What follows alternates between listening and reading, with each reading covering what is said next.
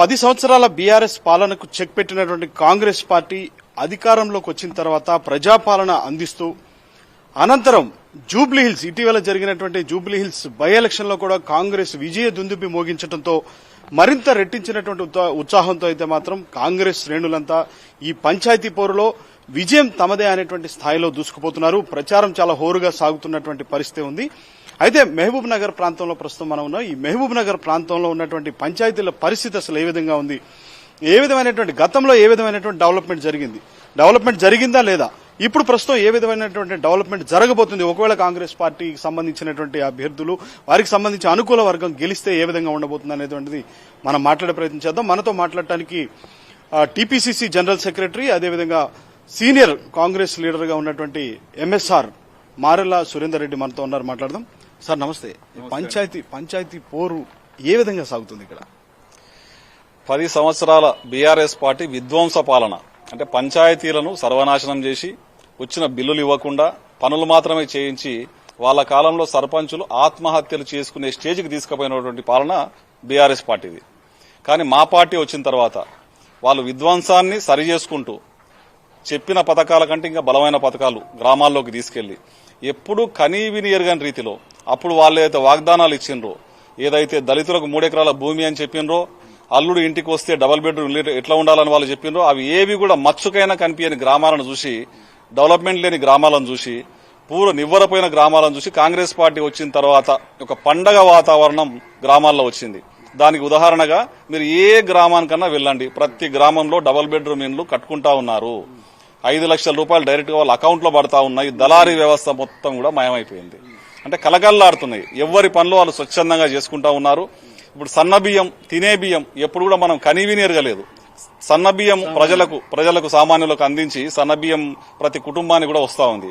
Ration card అనేది మచ్చుకైనా కనిపించలేదు. ఇన్నేళ్లల్లా ration కార్డులు కొత్త వచ్చినాయి. కుటుంబ సభ్యులు పెరిగితే యాడ్ ఆన్ అయిపోయినారు. అట్లా వందల వేల రేషన్ కార్డులు వచ్చి ప్రతి ఒక్కరికి కూడా దాదాపు మన తెలంగాణలో 4-5 వేల కోట్ల మంది ఉంటే దాదాపు 4-5 కోట్ల మంది ఉంటే 3 కోట్ల మంది ప్రజలు సన్నబియ్యం తినే పరిస్థితికి వచ్చిండ్రు. అంటే అందరికి కూడా ఇంచుమించుగా పథకాలన్నీ కూడా ముడతా ఉన్నాయి. బయటికి కాలు పెడితే బస్సు ఎక్కుతారు. బస్సు ఎక్కితే ఫ్రీ బస్సు సౌకర్యం. మహిళలందరూ కూడా స్వచ్ఛందంగా ఎక్కడ కావాలంటే దైవస్థానాలు తిరుగుతా ఉన్నారు, గ్రామాలకు వెళ్లి వస్తా ఉన్నారు. అందరూ కూడా బస్సును ఎంజాయ్ చేస్తా ఉన్నారు. మనం ఇంట్లోకి వెళ్లి కరెంట్ వేసుకుంటే విద్యుత్ దీపాలు ఫ్రీగా ఎక్కడ చూసినా.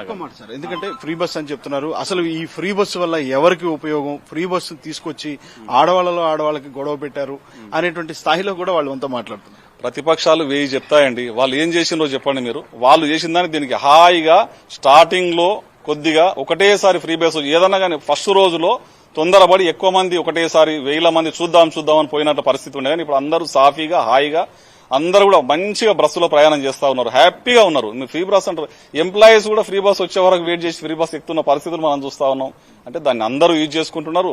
ఉచిత కరెంటు కూడా ఉచితంగా ఉంది. కనీవిని ఎరగని రీతిలో 2 లక్షల రుణమాఫీ, రైతులకు రుణమాఫీ చేసి అది కూడా ఒక విజయం, అద్భుతమైన విజయం. 17,000 కోట్ల రూపాయల రుణమాఫీ జరిగింది రాష్ట్రంలో. అంటే ఎంత బ్రహ్మాండమైన కార్యక్రమాలు తీసుకుపోతా ఉన్నారు చూడండి మీరు. అసలు గ్రామాల్లో ఇన్ని రకాల పథకాలు ఒకేసారి తెచ్చినటువంటి రాష్ట్రమే దేశంలో మనదని నేను అనుకుంటా ఉన్నాను.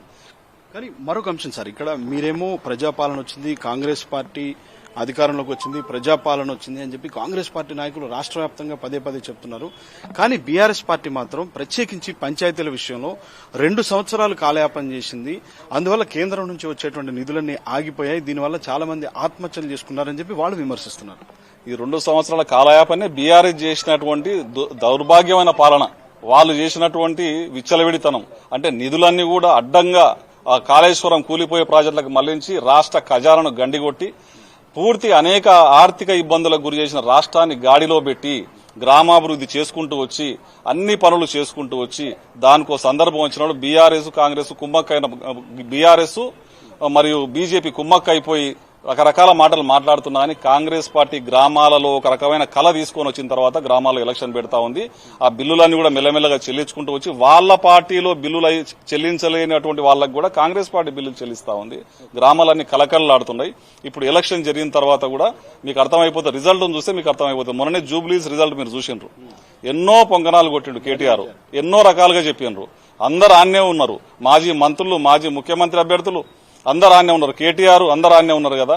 అయినా గాని ఒంటి చేత్తో రేవంత్ రెడ్డి గారు మా పాలమూరు జిల్లా ముద్దు బిడ్డ, నల్లమల నుంచి రైతు కుటుంబంలో పుట్టినటువంటి బిడ్డ మళ్ళా ఒకసారి కాంగ్రెస్ జెండా రెపరెపలాడించి సత్తా ఏందో చాటి చూపించాడు. ఇంకొక 10 సంవత్సరాలు రేవంత్ రెడ్డి గారే ముఖ్యమంత్రిగా ఉంటారు. రాష్ట్రంలో కాంగ్రెస్ పార్టీ పాలనే కొనసాగుతుంది. ఫైనల్ ఒక మాట చెప్పండి సార్, ఇప్పటి వరకు అంటే గత బీఆర్ఎస్ పాలన 10 సంవత్సరాల పాలనలో ఇక్కడ ఉన్నటువంటి ప్రత్యేకించి ఈ పాలమూరుకు సంబంధించి పల్లెలు ఏ విధంగా ఉన్నాయి, కాంగ్రెస్ పాలన వచ్చిన తర్వాత పల్లెలలో ఏ విధమైనటువంటి మార్పులు తీసుకొచ్చారు, ఇప్పుడు అధికారంలోకి వస్తే అంటే ఇక్కడ పంచాయతీలు కూడా కాంగ్రెస్ కి అనుకూలంగా వస్తే ఏ విధమైనటువంటి డెవలప్మెంట్ చేయబోతున్నారు, ఎలాంటి ప్రణాళిక ఉంది మీకు ప్రత్యేకంగా ఇక్కడ?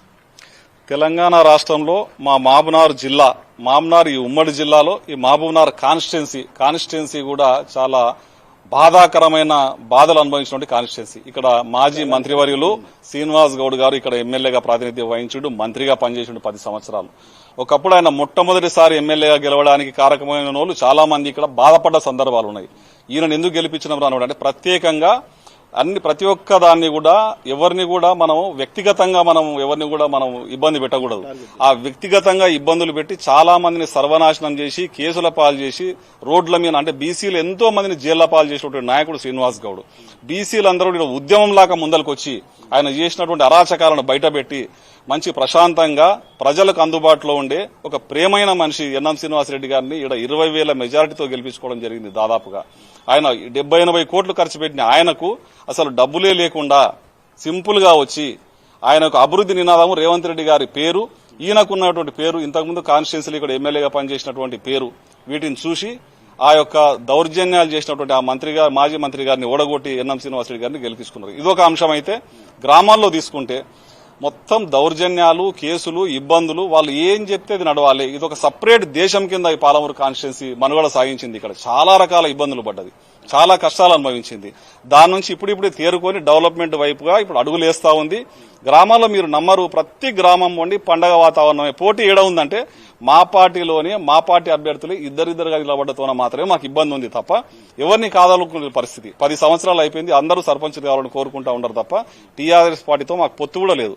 ఒక్కటి గుర్తించండి, టీఆర్ఎస్ పార్టీ, బీజేపీ పార్టీ కానీ టీఆర్ఎస్ ముఖ్యంగా ఏం నినాదంతోనే ఎలక్షన్లకు పోతుంది చెప్పండి? ఏం ఇస్తామని పోతుంది, ఏం చేస్తామని పోతుంది, ఏం ఇచ్చినామని పోతుంది?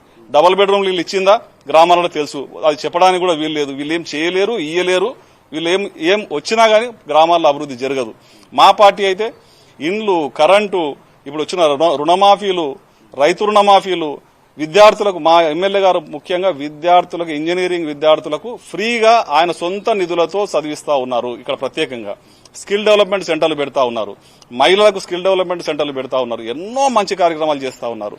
ఎన్ఎం శ్రీనివాసరెడ్డి గారి మెడికల్ కిట్ అని ఒకటి పెడతా ఉన్నారు. అంటే ప్రత్యేకంగా విద్య మీద, వైద్యం మీద 24 గంటలు కేంద్రీకృతం చేసి ప్రజలందరికీ కూడా అవగాహన చేసి ఓట్ల కోసమే రాజకీయాలు కాదు, ఫ్యూచర్ లో పిల్లల భవిష్యత్తు, ఆరోగ్యం మీద కూడా రాజకీయాలకు అతీతంగా పనిచేయాలనే నినాదంతో ఎన్ఎం శ్రీనివాసరెడ్డి గారు పోతా ఉన్నారు. రేవంత్ రెడ్డి గారి పుణ్యాన మా పాలమూరు జిల్లా ముద్దుబిడ్డ రేవంత్ రెడ్డి గారు నిజంగా చెప్తా ఉన్నాను, ఆయన ఒక ఫైర్ బ్రాండ్ లాగా ఇన్ని సంవత్సరాల తర్వాత కూడా అనతి కాలంలోనే కాంగ్రెస్ పార్టీలో పీసీసీ అధ్యక్షునిగా పీఠం అధిరోహించి దాని తర్వాత అనతి కాలంలోనే ఒక పాదయాత్ర అయితేనేమి ఇవన్నీ చేసుకుంటూ పోయి సీఎం పదవి వరకు ఒక ఎంపీగా, ఎమ్మెల్యేగా, జడ్పీటీసీగా ఇట్లా ఎన్నో పదవులు అనుభవించి చిన్న కుటుంబం నుంచి వచ్చినోడు, మా కష్టాలు తెలిసినోడు, మా జిల్లా అభివృద్ధిలో అడుగడుగునా మాకు తోడుండేటోడు. కాబట్టి రేవంత్ రెడ్డి గారు అభివృద్ధి కార్యక్రమాలను ఆ ఫలాలను కూడా ప్రజలు తింటా ఉన్నారు. అదేవిధంగా ఎన్ఎం శ్రీనివాసరెడ్డి గారు సంక్షేమ కార్యక్రమాలను ప్రజలు అనుభవిస్తా ఉన్నారు. మాకు పోటీయే లేదు, గ్రామాలు మొత్తం కాంగ్రెస్ పార్టీ జెండాను రెపరెపలాడుతుందని తెలియజేస్తా ఉన్నాను. కానీ యునానిమస్ ఏమన్నా అవుతున్నటువంటి పరిస్థితులు ఏమైనా ఉన్నాయా సార్? బీఆర్ఎస్ పార్టీ ఆధ్వర్యంలో భయభ్రాంతులకు గురి చేసి ఎక్కువ యునానిమస్ చేసేటోళ్ళు. మేము స్వేచ్ఛ ఇచ్చినాం, ఇది ప్రజాపాలన, ప్రజా పార్టీ కాబట్టి మా పార్టీలో ఇద్దరు నిలబడ్డా, బీఆర్ఎస్ నుంచి నిలబడ్డా, బీజేపీ నుంచి నిలబడ్డా, ఎవరికైతే సత్తా ఉంటుందో వాళ్లే గెలవాలా. హరాజ్ పెట్టే నాయకులు గాని యునానిమస్ గా చేసుకోవాలనే ఉద్దేశం గాని లేదు. ఖచ్చితంగా కాంగ్రెస్ పార్టీ అనేటువంటిది ఖచ్చితంగా ఇప్పటికే 10 సంవత్సరాల బీఆర్ఎస్ పార్టీకి చెక్ పెట్టడమే కాదు, జూబ్లీహిల్స్ ఎలక్షన్ లో గెలుపొందటమే కాదు, ఇప్పుడు జరిగేటువంటి పంచాయతీ ఎన్నికల్లో కూడా కాంగ్రెస్ పార్టీ విజయ దుందుపి మోగించబోతుంది. గతంలో ఉన్నటువంటి బీఆర్ఎస్ పాలనలో గ్రామాలన్నీ కూడా అభివృద్ధి అనేటువంటిది కుంటుబడి భయభ్రాంతులకు గురి చేస్తే ఇప్పుడు మాత్రం కాంగ్రెస్ పాలనలో ప్రతి గ్రామంలో కూడా ఒక పండుగ వాతావరణం ఉంది, స్వేచ్ఛ అనేటువంటిది ఉంది, స్వేచ్ఛాపూరిత వాతావరణం ఉన్నాయి, ఎన్నికలు కూడా జరుగుతున్నాయని చెప్తున్నారు. విజయం తమదే అనేటువంటి ధీమాను ఎంఎస్ఆర్ వ్యక్తం చేస్తున్నారు. ఇది ఎంఎస్ఆర్ తో face to face video journalist Sunil తో తేజ, 99 టీవీ, మహబూబ్ నగర్.